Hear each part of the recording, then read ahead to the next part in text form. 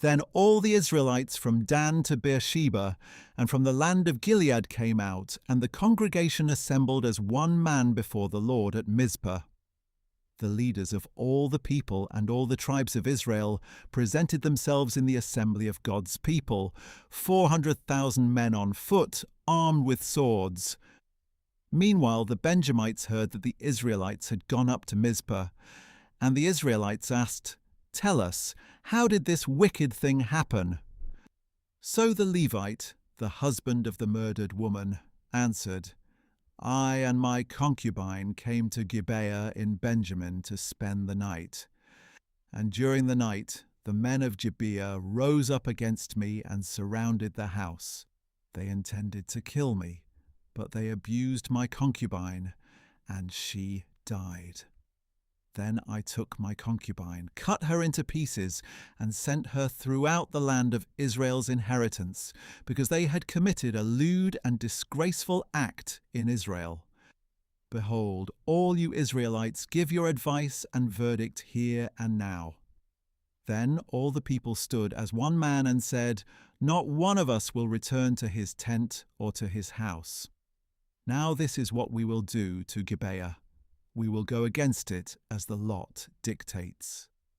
We will take 10 men out of every 100 from all the tribes of Israel, and 100 out of every 1,000, and 1,000 out of every 10,000, to supply provisions for the army when they go to Gibeah in Benjamin, to punish them for the atrocity they have committed in Israel." So all the men of Israel gathered as one man, united against the city. And the tribes of Israel sent men throughout the tribe of Benjamin, saying, "What is this wickedness that has occurred among you? Hand over the wicked men of Gibeah, so we can put them to death and purge Israel of this evil." But the Benjamites refused to heed the voice of their fellow Israelites. And from their cities they came together at Gibeah to go out and fight against the Israelites. On that day the Benjamites mobilized 26,000 swordsmen from their cities, in addition to the 700 select men of Gibeah. Among all these soldiers there were 700 select left-handers, each of whom could sling a stone at a hare without missing. The Israelites, apart from Benjamin, mobilized 400,000 swordsmen, each one an experienced warrior. The Israelites set out, went up to Bethel, and inquired of God, "Who of us shall go up first to fight against the Benjamites?" "Judah will be first," the Lord replied. The next morning the Israelites set out and camped near Gibeah. And the men of Israel went out to fight against Benjamin, and took up their battle positions at Gibeah. And the Benjamites came out of Gibeah and cut down 22,000 Israelites on the battlefield that day. But the Israelite army took courage, and again took their battle positions in the same place where they had arrayed themselves on the first day.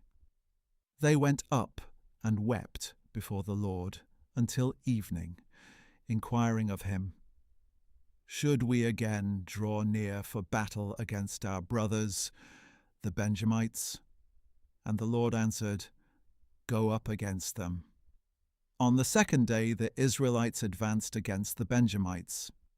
That same day the Benjamites came out against them from Gibeah, and cut down another 18,000 Israelites, all of them armed with swords. Then the Israelites, all the people, went up to Bethel, where they sat weeping before the Lord.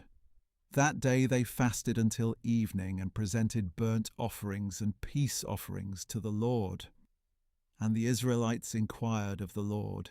In those days the ark of the covenant of God was there, and Phinehas, son of Eleazar, the son of Aaron, served before it. The Israelites asked, "Should we again go out to battle against our brothers the Benjamites, or should we stop?" The Lord answered, "Fight, for tomorrow I will deliver them into your hand." So Israel set up an ambush around Gibeah. On the third day the Israelites went up against the Benjamites and arrayed themselves against Gibeah as they had done before. The Benjamites came out against them and were drawn away from the city. They began to attack the people as before, killing about 30 men of Israel in the fields and on the roads, one of which led up to Bethel and the other to Gibeah. "We are defeating them as before," said the Benjamites. But the Israelites said, "Let us retreat and draw them away from the city onto the roads." So all the men of Israel got up from their places and arrayed themselves at Baal-Tamar, and the Israelites in ambush charged from their positions west of Gibeah. Then 10,000 select men from all Israel made a frontal assault against Gibeah, and the battle was fierce. But the Benjamites did not realize that disaster was upon them. The Lord defeated Benjamin in the presence of Israel, and on that day the Israelites slaughtered 2,100 Benjamites, all armed with swords. Then the Benjamites realized they had been defeated. Now the men of Israel had retreated before Benjamin, because they were relying on the ambush they had set against Gibeah. The men in ambush rushed suddenly against Gibeah. They advanced and put the whole city to the sword. The men of Israel had arranged a signal with the men in ambush. When they sent up a great cloud of smoke from the city, the men of Israel would turn in the battle. When the Benjamites had begun to strike them down, killing about 30 men of Israel, they said, "They are defeated before us, as in the first battle."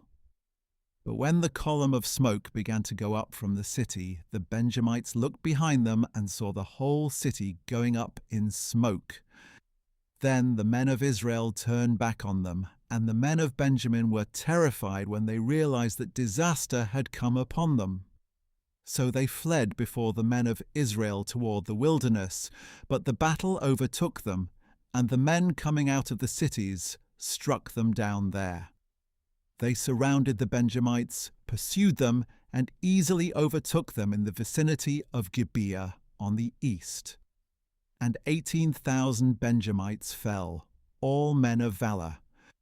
Then the Benjamites turned and fled toward the wilderness to the rock of Rimmon, and Israel cut down 5,000 men on the roads, and they overtook them at Gedom and struck down 2,000 more. That day 25,000 Benjamite swordsmen fell, all men of valor. But 600 men turned and fled into the wilderness to the rock of Rimmon, where they stayed 4 months. And the men of Israel turned back against the other Benjamites and put to the sword all the cities, including the animals and everything else they found.